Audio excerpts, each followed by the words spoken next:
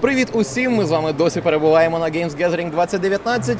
І поруч зі мною людина, яку ви, можливо, не знаєте в обличчя. Можливо, ви не знаєте його імені, але так чи інакше ви грали в ігри, створені на рушії Unity. І поруч зі мною David Helgason, колишній виконавчий директор і один зі засновників студії Unity. So, hello, sir. How are you doing? I'm very good, thank you. How are you? So, how's... Thank you, the same. It's great. It's Great a cool event. place. Yeah, cool place. So, what's your general impressions after GG? I mean, it's such a lovely conference. Well, okay. I love all games conferences because I love the community so much. So it's just like it's cool to, for a lot of people to get together. This one is really well run. It's a beautiful place.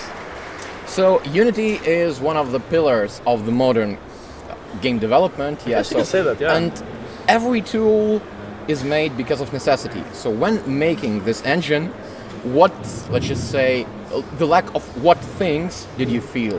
Or what did you require to make games for you? I guess there was like a Unity-shaped hole in the world that needed to be filled.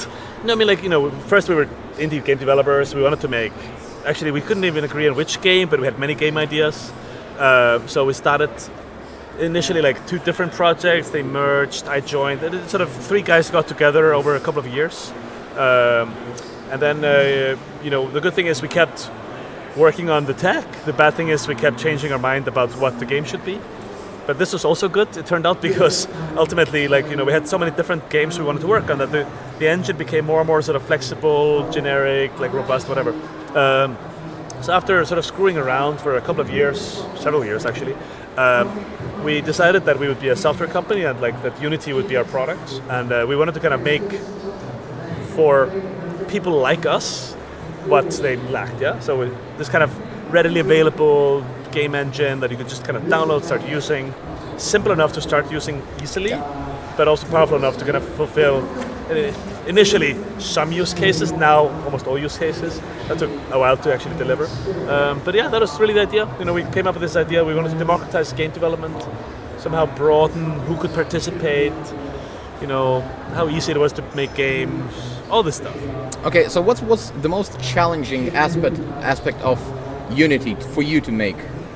Well, first of all, it turned out that my co-founders were way better programmers than I was. So I was quickly sort of pushed to the side to actually do the business stuff, which initially was just buying some hardware, hiring somebody, cleaning the office, but later became a real CEO job, including strategy and fundraising and all this stuff.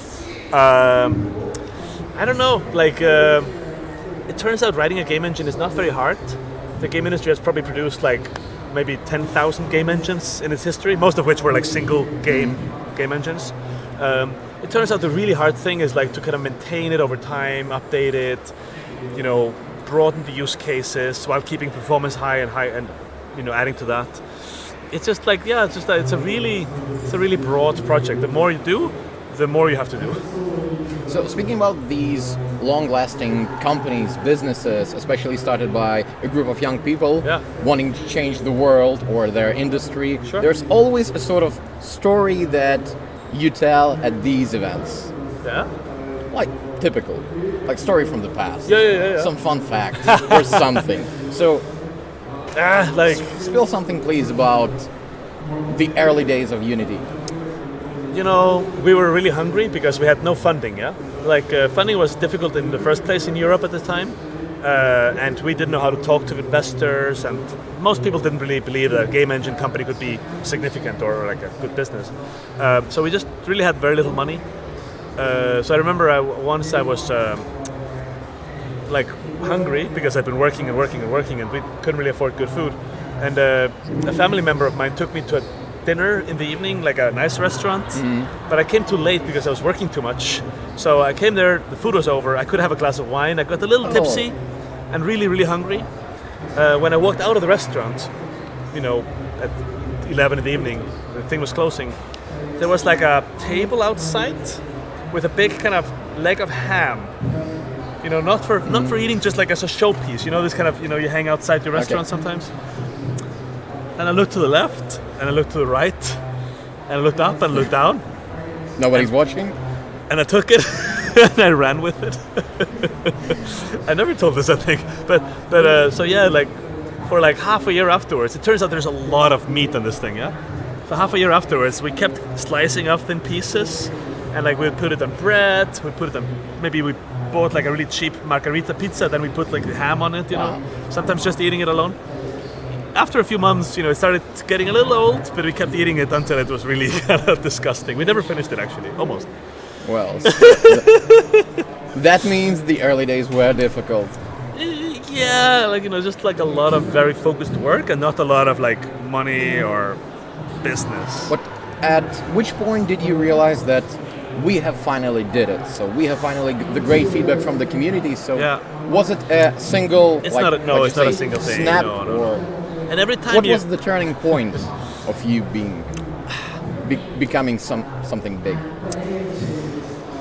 There isn't like one moment. I think when we first time in 2007, we had like the first Unite conference, our own developer conference. We had like 8 employees at the time and 2 interns on top, and then we had this 3-day worldwide developer conference in San Francisco. Very ambitious, like Apple, yeah, and a little smaller, but and then we had like we sold 32 tickets, and then like maybe another similar amount of people we invited for free, and some speakers and so on. So we had this event with maybe 75 people total, including ourselves, in 3 days, and it was such a beautiful thing, and you can actually see some of these videos online. They're not very impressive, but still, it was like a real thing. And afterwards, we're like, wow, this is, people flew in from Japan, from Israel to visit us, This is a big moment for us. And I think the few visitors that came, they all remember this. It's a very special moment where maybe for the first time you could see that like people actually cared about it. And that's, for me, that was one of the great moments. I also had my birthday that day. We launched Unity 2.0. I got a cake. It was like a really great moment. It really helps you to feel like a family with the whole community. Yeah, absolutely. And we learned to do these conferences. Now we go all over the world. We have these conferences. At some point I was like, can we count how many people we hug every year? We don't. But like, this feeling of you want to embrace the community. And initially we just did this kind of in the Western world, and now we do them all over the world. Yeah. Great. So currently, as far as I know, you are not the CEO of Unity. You stepped down. I stepped back 5 years ago. Yeah. So, and John Riccitello, your replacement. Back in the day, he had really, let's just say, controversial reputation in game world. Tell me, yeah. So why did he choose him? So everyone who knows him personally thinks the world of him. Like, he is a absolutely amazing person. He has the highest integrity. He is the crazy motherfucker when it comes to hard work, and he always he treats everyone with such dignity and respect. Yeah.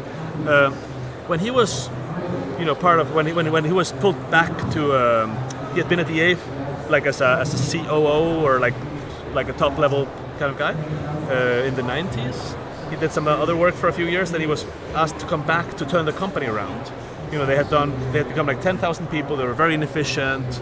A lot of the work was quite derivative, and they needed to do a digital transformation, which they were not kind of ready for. Like, people started buying games online, which was a few years ago. and he came back and he turned the company around. And I'm gonna get this wrong, but like in the process, he had to fire like thousands of people, not all at once, but to close studios and change things. And in such an integrated ecosystem as the games industry is, this means that everyone in the games industry basically knows somebody that was fired by John, which is hard to survive, but the guy did amazing work. And by the way, he returned Electronic Arts in a fantastic shape. The company's done very well since. And fortunately, that was not his job at Unity. Unity to support growth and innovation and building things and keeping with the old spirit while also adding kind of more professionalism, more sales teams, more business development, a lot of things. And he's done a fabulous job of that. Like, I gotta say, I'm still on the board, which means I'm very close to kind of what goes on. I would feel shitty if he was not that great, but he is. But still, do you actively participate in making some creative decision or just supervising and that's it? A board is there's a lot of conversation, we give advice, we discuss things. In theory, a board can step down or step up if there's real problems, but if things are great, so we don't have to do that. No, it's a very, very well-run company. Not just John. I mean, the whole team is fabulous. The management team, the leadership team. A lot of the early people at Unity are still there in key roles. My co-founder Joachim maybe the smartest person I know. He's still CTO and a coding CTO, which means he's still like working not just on architecture and strategy, which he does, but also like actual code level, Wow. understanding, helping, guiding, pair programming. Yeah. Well, like you said, they are good at programming, so they are still dedicated programmers. Pretty good guys. And like together, the whole of you, the Unity family. So still, the development, the engine has plenty of possibilities, plenty of room to grow. Oh yeah. And how do you want, not personally, but as a whole company, want to develop it, and what additional features do you want to implement? I mean, it's not a simple thing. There's so much thing. I mean, one thing that's great about the game industry is, and you can see this, if you look at games, 5 years ago, now, 10 years ago, like every few years, they look completely different, right? And this tells you that the engine, the software has to also change. So it's just like, and it's a massive kind of task of just updating and optimizing and adding features.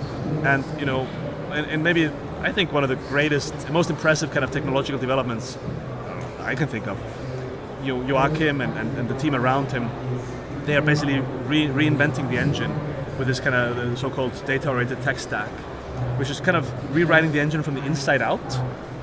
Instead of just throwing it away, which is not healthy for the community. Or building on it. Or just building on it. They're actually rewriting the core components and the systems to be unbelievably efficient.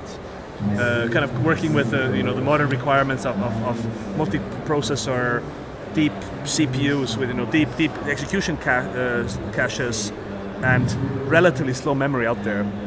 If you get these cores to work linearly on memory, you can get 100 times speed improvements, or even more sometimes. And that's what these guys are working on. It's coming out in piecemeal. Part of it is already in Unity. Parts are coming out in the next months and years.